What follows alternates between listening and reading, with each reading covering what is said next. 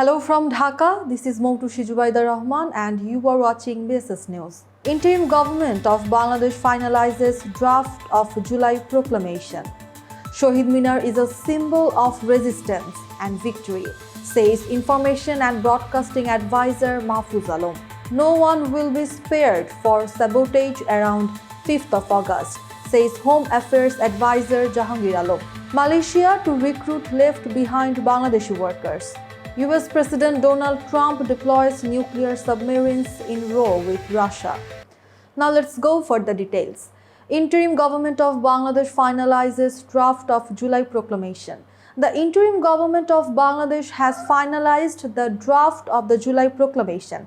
According to a press release issued today, 2nd of August, by the Chief Advisor's press wing, the proclamation will be presented before the nation on Tuesday, 5th of August at 5 p.m. The announcement will take place in the presence of all stakeholders of the mass uprising.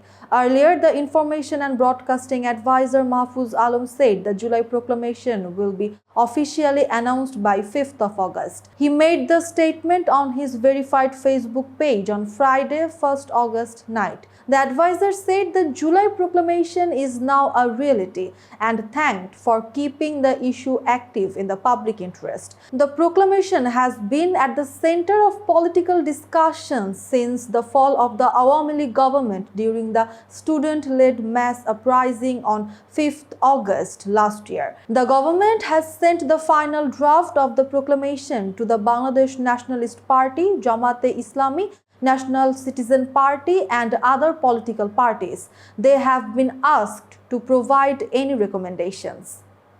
Shaheed Minar is a symbol of resistance victory, says Information and Broadcasting Advisor Mahfuj Alam.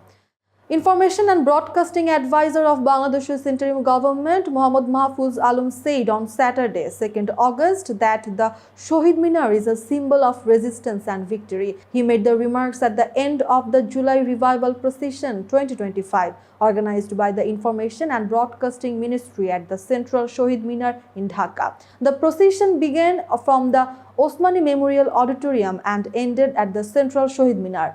The advisor said the final phase of the July uprising saw teachers, social and cultural activists breaking the curfew and organizing events at the Shaheed Minar, which greatly inspired us to join the uprising. He said the one-point movement was officially declared from the Shaheed Minar on 3rd August last year. Mahfuj Alam mentioned that around 2,000 people embraced martyrdom and 20 to 25,000 were injured during the uprising. He said that remembering this sacrifice keeps the nation committed to building a new Bangladesh. The advisor stated that many promises have moved toward implementation, and although the fate of the common people has not changed fully in a year, the efforts will continue.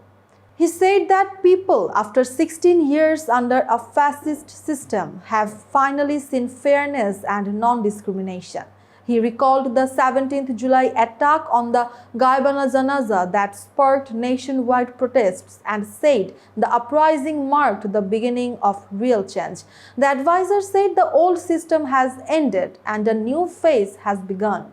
Mahfuj Alam hoped that if the spirit of the July uprising is remembered and upheld by all institutions, Bangladesh will become a democratic nation.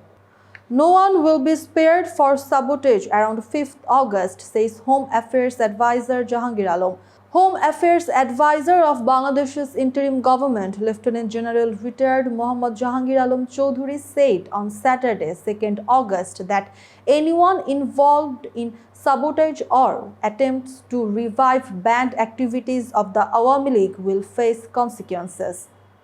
He made the remarks while responding to questions about a recent meeting between a Bangladesh Army major and Awami League representatives after visiting Mohammadpur police station in Dhaka. The Home Affairs Advisor confirmed that the activities of the Awami League remain prohibited and warned that any violation of the ban would lead to legal action.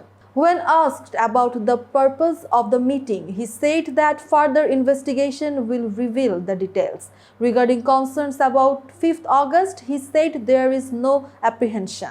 Jahangir Chowdhury also emphasized the importance of media cooperation in maintaining peace. He said the media's role in reporting the truth has already reduced foreign propaganda. He added that continued truthful reporting will help the people and improve law and order. Malaysia to recruit left behind Bangladeshi workers.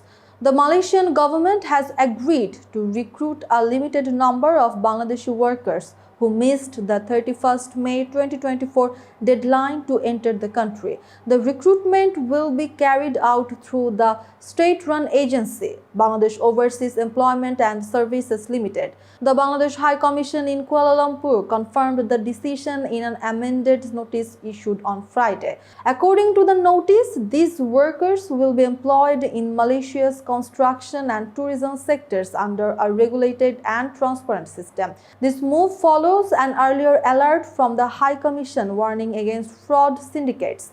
These groups have been targeting job seekers with false promises of jobs in Sabah, a Malaysian province not included in any labor agreement with Bangladesh. The High Commission clarified that no memorandum of understanding or bilateral agreement exists regarding recruitment in Sabah. It said some dishonest groups have been collecting passports and money with fake promises of employment, which amounts to organized fraud.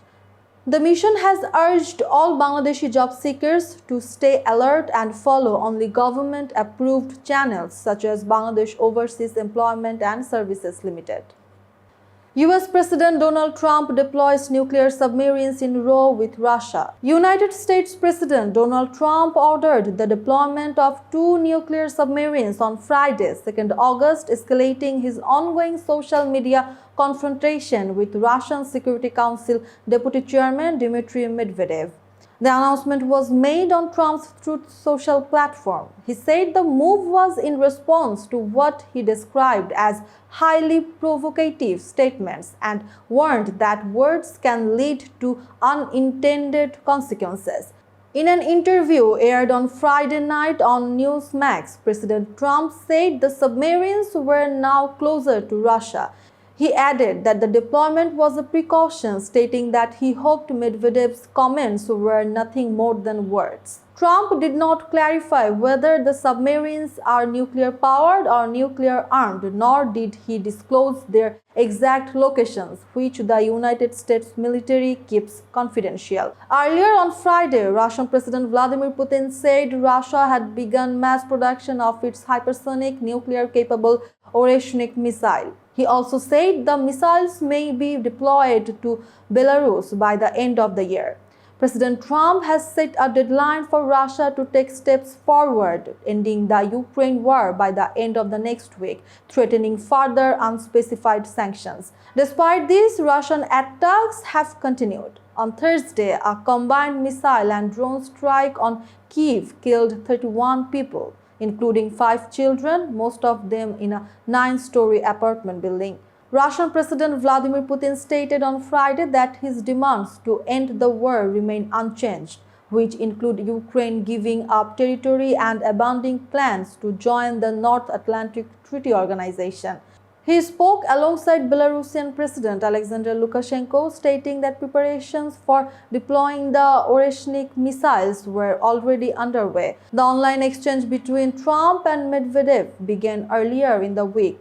Medvedev on Telegram referenced Russia's Cold War era as dead-hand nuclear system after Trump criticized Russia and India's economies and warned of new sanctions. In response, Trump called Medvedev a failed former president of Russia and warned him to be cautious with his words.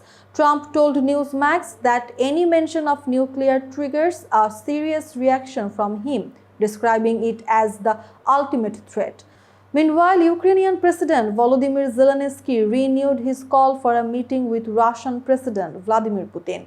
He said the United States had proposed the idea and Ukraine supports it, but that it depends on Russia's willingness. A day of mourning was held in Kiev on Friday for the 31 civilians killed in Thursday's attack.